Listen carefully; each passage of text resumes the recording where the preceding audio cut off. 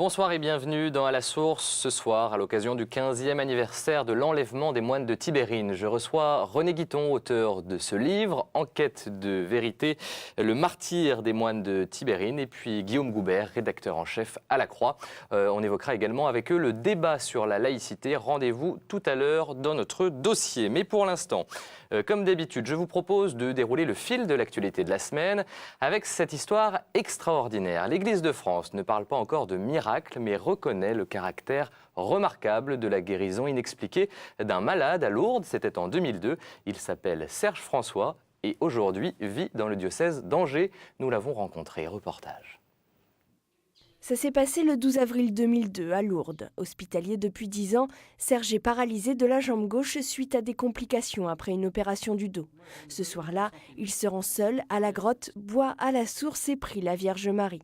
À ce moment-là, j'ai été pris d'une douleur fulgurante dans toute ma jambe gauche. Et au bout de 2 minutes, tout est rentré dans l'ordre, avec une sensation de bien-être, de réconfort, de chaleur. Guéri, Serge peut remarcher normalement, au point même qu'il entreprend quelques années plus tard le chemin de Compostelle, 1570 km seul et surtout à pied. Une idée soufflée par sa petite fille à l'époque. Quand on dit que la vérité sort de la bouche des enfants, on peut dire que c'est vrai. J'ai longtemps cherché comment remercier Marie, mais ça ne me venait pas à l'idée. Quand elle m'a parlé de ça, bon, ça fait tilt. Une grâce pour se retraiter, mais aussi pour toute une communauté, tout un diocèse. Je crois que c'est un petit signe de la présence, de la prévenance de Notre-Dame, de la prévenance divine, de la grâce de Dieu à l'œuvre. Je crois que c'est l'occasion de nous réjouir. Aujourd'hui, c'est dans cette petite chapelle juste en face de chez lui que Serge prie chaque soir. Il a mis Marie au centre de l'autel et à l'entrée un peu d'eau de Lourdes. Sa manière à lui de rendre grâce à Bernadette, à Marie et de prier pour les malades et les blessés de la vie. C'est un immense espoir pour la recherche sur la trisomie 21. À l'occasion des Journées internationales Jérôme Lejeune qui se déroulaient à Paris, des chercheurs ont annoncé une avancée médicale historique dans la lutte contre cette anomalie génétique. Pour en savoir plus, ne manquez pas ce soir sur notre antenne à 22h15 une émission spéciale sur le sujet. Par ailleurs, je vous rappelle que la semaine prochaine, les sénateurs entameront la discussion sur le projet de loi de bioéthique, texte que la Commission des affaires sociales du Sénat vient de modifier en profondeur. L'Alliance pour les droits de la vie s'alarme d'un basculement, notamment en ce qui concerne la recherche sur l'embryon. On en parlera bien sûr la semaine prochaine. Un parti politique est-il la bonne instance pour conduire seul le débat sur la laïcité? C'est la question que pose la conférence des responsables de culte en France. Dans un texte commun, les responsables juifs, catholiques, orthodoxes, protestants, musulmans et bouddhistes s'interrogent clairement sur l'opportunité d'un tel débat. Attention à ne pas dilapider la laïcité. Voilà qui devrait interpeller notre ministre de l'Intérieur, Claude Guéant, qui prépare un code de la laïcité. Selon lui, à l'instar des fonctionnaires, les usagers du service public ne doivent pas manifester une quelconque préférence religieuse. Le ministre pense bien sûr à ces femmes qui, à l'hôpital, refusent d'être examinées par des médecins hommes. Mais au-delà de ce cas particulier, les signes religieux posent-ils vraiment problème à l'hôpital? Reportage à l'aumônerie catholique de l'hôpital Saint-Louis de Paris. Elle ne porte aucune croix ni de médaille. Conformément à la loi, Catherine, responsable d'aumônerie à l'hôpital Saint-Louis, rend visite aux malades sans marquer son appartenance religieuse. Et ici, à l'hôpital Saint-Louis, la question de la préférence religieuse ne pose pas vraiment de problème, sauf dans certaines situations. Il y aurait peut-être effectivement une question concernant la tenue vestimentaire. Bon, par exemple, il y avait le service des enfants. Dans ce service-là, je me souviens d'un jour, une personne qui était arrivée avec une tenue assez particulière. Donc, je crois que ça aussi, il faut veiller pour le bien-être du malade. En tenue particulière, c'est-à-dire voilée. Des cas directement visés par le code de laïcité de Claude Guéant. Mais qu'en est-il des Bibles et des chapelets que les patients catholiques apportent avec eux dans leur chambre? Ce serait très dommage qu'on dise qu'un patient catholique n'a plus le droit d'avoir sur la tablette à côté de son lit une image de la Vierge de Medjugorje ou une Bible ou un chapelet parce qu'il en a besoin, pour son confort psychologique. Ce sont des signes qui permettent au corps médical de comprendre qu'il y a une sensibilité religieuse, de comprendre laquelle aussi, et qui donc l'aident à poser les bonnes questions, à faire les bonnes propositions aux patients et aident aussi le personnel à signaler aux aumôneries qu'il y a tel ou tel patient qui pourrait être intéressé. Et pour le père Mathieu Villemot, mieux vaut privilégier le dialogue plutôt qu'un texte de loi pour régler le problème de la laïcité dans les hôpitaux. Un texte qui pourrait, s'il est appliqué à l'hôpital Saint-Louis, compliquer les relations entre patients et personnel soignant. À Lyon, catholiques et musulmans étaient réunis samedi soir pour se souvenir des moines de Tibérine, 15 ans jour pour jour après leur enlèvement. À noter la présence de Kamel Kaptan, le recteur de la Grande Mosquée de Lyon, le cardinal Philippe Barbarin et Azedine Gassi, président du Conseil régional du culte musulman. Deux hommes qui se connaissent bien. Il y a 5 ans, ils étaient allés se recueillir sur la tombe des moines à Tibérine. On reparle des moines tout à l'heure dans notre dossier. Et maintenant, l'actualité internationale avec 2 interventions très claires de Benoît XVI. Mercredi, le pape a annoncé qu'il envoyait le cardinal Turkson en Côte d'Ivoire. Le président du Conseil pontifical Justice et Paix sera chargé d'encourager la réconciliation dans ce pays qui vit un début de guerre civile, où les chrétiens d'ailleurs sont divisés. Et puis dimanche, Benoît XVI a demandé un cessez-le-feu et des négociations immédiates pour la paix en Libye. Appel répercuté mardi à Londres lors de la conférence internationale sur la Libye, à laquelle participait le Saint-Siège. Plus de doute possible en tout cas sur la position de l'Église quant à l'intervention de la coalition internationale dans le pays. Une guerre qui ne résout rien selon les évêques de la conférence épiscopale des régions du nord de l'Afrique qui vient de publier un communiqué. On écoute son président, Monseigneur Vincent Landel, qui est aussi l'archevêque de Rabat. Je l'ai joint via webcam. C'est pas ça qui va résoudre la question, c'est pas ça qui va résoudre la paix. Donc, si on voit qu'il y a eu une évolution, je dirais, dans les pays voisins, c'est pas les armes qui les ont apportées. C'est parce qu'on a respecté certaines personnes, les personnes qui se mettaient en, je dirais, qui marchaient, qui réclamaient quelque chose. On a essayé de les écouter, et puis ça a marché.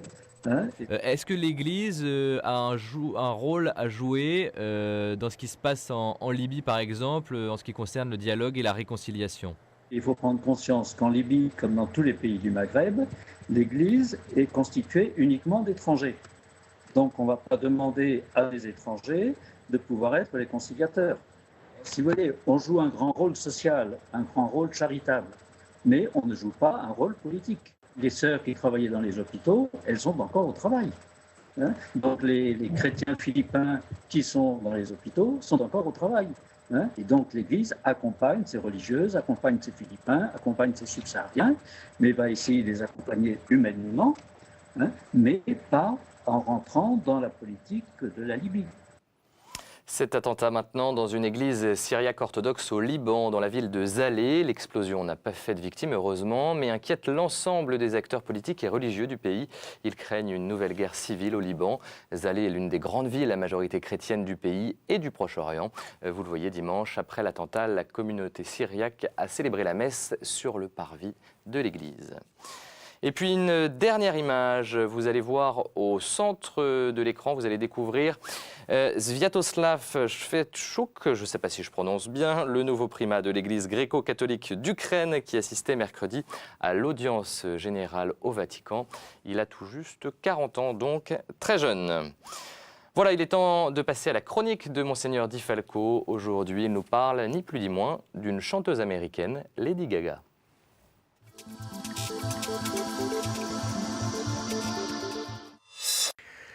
Bonjour. Dans cette chronique, je ne vous parlerai pas du Japon et du nuage nucléaire. Je ne vous parlerai pas des élections cantonales. Je ne vous parlerai pas non plus de la Libye, de la Côte d'Ivoire, de la Tunisie, de l'Égypte et de la laïcité. Ah oui, juste une question à propos de laïcité. Pourquoi respecte-t-on dans les cantines scolaires les consignes religieuses, alimentaires pour les juifs et les musulmans et pas pour les chrétiens? Allez, un petit effort, un seul jour dans l'année, le vendredi saint, on pourrait laisser le choix entre viande ou poisson. Je ne vous parlerai pas enfin de Lady Gaga. Et puis si tiens, parlons-en. Pourquoi en parler? Parce que lors de mon séjour récent à Madagascar, j'ai tout particulièrement pensé à cette chanteuse américaine adulée par un nombreux public à travers le monde. Nous nous sommes rendus là-bas à Madagascar avec les prêtres chanteurs de Spiritus Dei pour apporter notre contribution financière, résultat de la vente du CD, à la construction de nouveaux locaux à l'école Sainte-Thérèse à Antsirabe. Beaucoup de joie et d'émotion lors de la rencontre avec les 1700 élèves et le personnel de cette école. Certains élèves marchent pendant 2 heures le matin pour venir en classe et tout autant le soir pour rentrer à la maison et faire leurs devoirs à la lumière d'une bougie parce qu'il n'y a pas d'électricité. 56, 60 élèves par classe et personne ne se plaint. Mais le choc fut plus fort encore lors de notre visite au Père Pedro, qui accueille à Tananarive plusieurs milliers d'enfants sortis d'un dépôt d'ordures dans lequel ils allaient chercher quelques nourritures ou quelques objets à vendre. Certains de ces enfants, nous a dit le Père Pedro, ne font qu'un repas dans la journée. Les journalistes qui nous accompagnaient nous ont dit avoir reçu un véritable coup de poing dans l'estomac lorsqu'ils se sont trouvés face à ces enfants aux yeux rieurs et chantant à tue-tête et dansant malgré leur ventre creux. Mais quel rapport avec Lady Gaga, me direz-vous? C'est que ce coup de poing dans l'estomac s'est doublé d'un autre lorsque je me suis trouvé devant un poster d'elle. J'ai pensé alors aux photos qui ont fait le tour du monde où elle se montrait arrivant en scène couverte de beefsteak, cela à l'indifférence générale et même pour le plus grand plaisir de ses fans. Des milliers d'enfants n'ont rien à mettre dans leurs assiettes et d'autres se taillent des costumes dans de la viande. N'y a-t-il pas là une insulte faite aux plus pauvres? Et nous, dans quoi taillons-nous nos costumes? À bientôt. À bientôt, Monseigneur. Tout de suite, quelques-unes de vos hebdos chrétiens ce jeudi.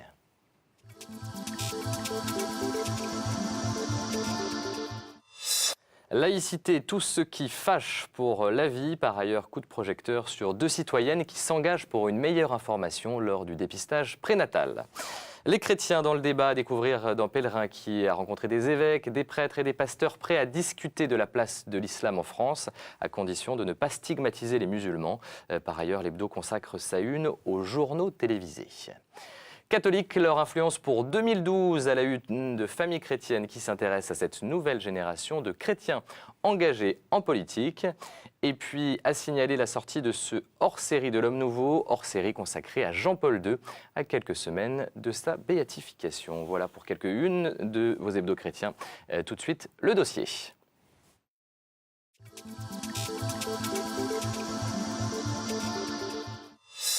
Dans notre dossier cette semaine, on reçoit l'écrivain René Guiton. Bonjour. Bonjour. Merci de venir chez nous. Et puis également Guillaume Goubert, rédacteur en chef à La Croix. Tous deux, on va d'abord évoquer un peu le débat sur la laïcité, parce que c'est vrai que ça fait beaucoup de bruit. Il y a beaucoup de dépêches qui circulent, beaucoup de réactions. René Guiton, vous œuvrez depuis des années pour le rapprochement entre les cultures et les religions, pour ce dialogue. Comment vous réagissez à ce débat sur la laïcité et puis ce texte commun des représentants des 6 grandes religions de France? Alors déjà, sur le débat, je suis forcément de nature pour les débats. Maintenant, lorsqu'un débat est aussi opportuniste, et qu'il cache autant d'intentions a priori, nous allons le savoir dans quelques jours, alors là, oui, je suis assez contre parce qu'il s'est d'abord intitulé, ou en tous les cas, si ça n'était pas le terme exact, le titre exact, mais c'était un débat sur l'islam. Et voyant le tollé que cela a créé, c'est devenu un débat sur la laïcité. Et en fait, personne n'est dupe. On sait que c'est en réponse à d'autres propos qui ont été tenus ailleurs sur une certaine vision, une certaine lecture de la laïcité. Pour moi, il n'y en a qu'une. C'est vrai qu'il y a des problèmes. Il y a des problèmes dus à une mutation depuis cette loi de 1905, comment disait Jaurès, une loi libérale, juste et sage, la société a été bouleversée. Bien sûr qu'il y a des réalités sociales, des mouvements de société qu'on ne peut pas ne pas observer. Que nos politiques, que nos gouvernants s'en préoccupent, certainement. Maintenant, pas sous cette forme, dans une chapelle, pardon du terme, à quasi huis clos, de façon strictement orientée. Ça, c'est à déplorer. Guillaume Goubert, vous avez signé un éditorial un mercredi hier, donc dans La Croix, sur cette question. Peut-être un mot aussi sur la réaction de nos responsables religieux en France. Oui, la réaction des responsables religieux est intéressante parce que c'est une des premières fois qu'ils s'expriment tous ensemble dans le cadre de cette instance qui a été créée assez récemment. Ils ont une réponse assez polie. Hein, ils sont pas. Oui, ils disent simplement, voilà, clair mais poli. Ils disent, ça ne nous paraît pas une très bonne idée que ce débat soit organisé par un seul parti politique politique. Et ce qui m'a paru intéressant aussi, c'est qu'il rappelait qu'il y a eu beaucoup de travaux importants sur la question de la laïcité ces dernières années, notamment une commission qui a été un petit peu évacuée rapidement, qu'on appelait la commission Machelon, du nom du haut fonctionnaire qui a animé les travaux, qui a fait un très gros travail en 2006 pour justement inventorier les problèmes et les solutions possibles, les options de solutions possibles. Et on a un peu l'impression toujours, dans le mode de fonctionnement politique actuel, que dès qu'il y a un problème, aussitôt on organise un débat public et on annonce des mesures législatives et nouvelles derrière. Alors que souvent, il suffirait d'appliquer intelligemment les dispositifs existants. Et ça, je trouve que c'est un petit peu décourageant. Et ça, l'inconvénient que soulignait René Guiton, qui est de stigmatiser des personnes, et qui risque d'avoir des inconvénients pour toutes les religions, pas seulement pour les musulmans. Parce que si on commence par exemple, pour un exemple simple, à restreindre les possibilités de prière dans la rue, il sera facile à des personnes laïques au sens laïciste de dire ben non, il ne faut pas qu'il y ait de procession dans la rue le vendredi saint. Donc restons quand même dans la mesure face à des problèmes qui ne sont pas des problèmes majeurs de la société française aujourd'hui. René Guiton, pour conclure sur ce débat autour de la laïcité, peut-être quelque chose à ajouter par rapport à ce que disait Guillaume ? Je pense qu'en effet, cette position des différentes religions est très importante, même si elle est différente d'une lecture strictement laïque au sens républicain.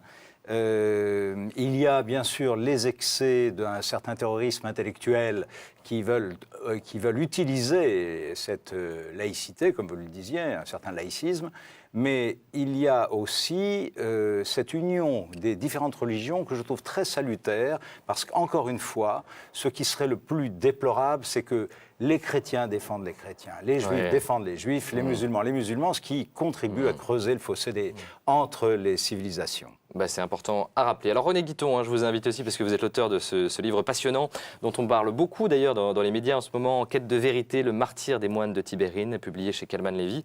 Donc 15 ans après leur enlèvement, vous apportez des éléments inédits dans cette affaire. Il faut dire que ce livre, c'est le fruit d'un engagement qui date pas d'hier pour le dialogue, et puis vous vous êtes tout de suite intéressé à cette question des moines de Tibérine. Oui, bien sûr.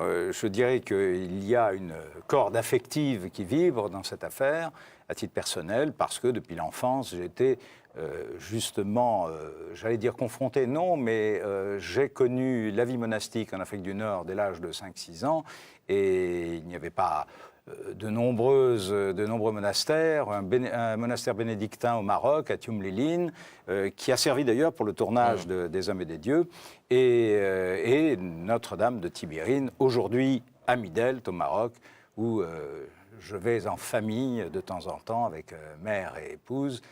Donc voilà, la relation avec les moines de Tibérine est différente de celle d'un journaliste qui fait une démarche. Que je relevais ce. Voilà, mais elle n'en est pas moins objective. Oui, et depuis l'enlèvement, je n'ai cessé d'enquêter. Et en effet, après ces 15 ans d'enquête, j'apporte des éléments qui sont radicalement nouveaux, dont certains sont sûrement, je présume, dans les coffres du juge Trévidic qui mène l'enquête aujourd'hui. Mais surtout, ce qui m'a révolté, c'était des déclarations de certains dissidents auxquels on accorde forcément tout crédit.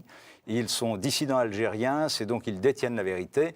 Et pour certains, ou même notre général, à l'époque attaché militaire à l'ambassade de France à Alger, le général Buchwalter, qui a fait des déclarations sur une attaque d'hélicoptères, etc. Et a priori, pour vous, c'est faux. Mais totalement faux, à la fois techniquement, je fais la démonstration technique à partir des armes, mais surtout aussi, je démonte les propos de ce général, mot après mot, pour bien démontrer que c'est hautement fantaisiste. Voilà, cette thèse de la bavure de l'armée algérienne. Absolument. J'écarte la thèse de la bavure, et comme j'écarte la thèse d'une mort par mitraillage d'un appareil aéroporté. C'est vrai qu'il y a plusieurs thèses qui sont écartées dans ce livre. Guillaume Goubert, qu'est-ce que vous avez appris ? C'est une plongée tout à fait captivante dans toute cette histoire. On apprend beaucoup de choses. Moi, je suis notamment reconnaissant à René Guiton d'avoir évoqué l'Église, pas seulement le monastère lui-même, mais l'ensemble de l'Église d'Algérie, et notamment une figure à laquelle personnellement je suis attaché, qui est celle de Monseigneur Clavry, l'évêque d'Oran, qui a été assassiné quelques semaines après les moines. Donc j'ai trouvé que ce livre était extrêmement enrichissant. Mais j'ai quand même envie de poser une question à René Guiton. En quoi est-il important de savoir la vérité sur la façon dont les moines sont morts ? Est-ce que ça va changer quelque chose à la perception que nous avons du témoignage de leur vie ? Écoutez, je pense que si on part du principe, un principe tout à fait louable, qui est celui de l'acceptation du pardon. Les moines de Tibérine, certains l'ont vu dans le film, certains le savaient avant, à la lecture du testament de Christian de Chergé, les assassinés pardonnaient d'avance à leurs assassins. C'est une lecture très chrétienne que je respecte, mais moi, je suis pour la liberté d'informer et pour la recherche de la vérité. Sinon, tous ceux qui assassinent se sentiront impunis. Et je suis sur ce point dans la droite ligne de la famille de Christophe Le Breton ou de Dom Armand Veilleux, qui sont portés partie civile.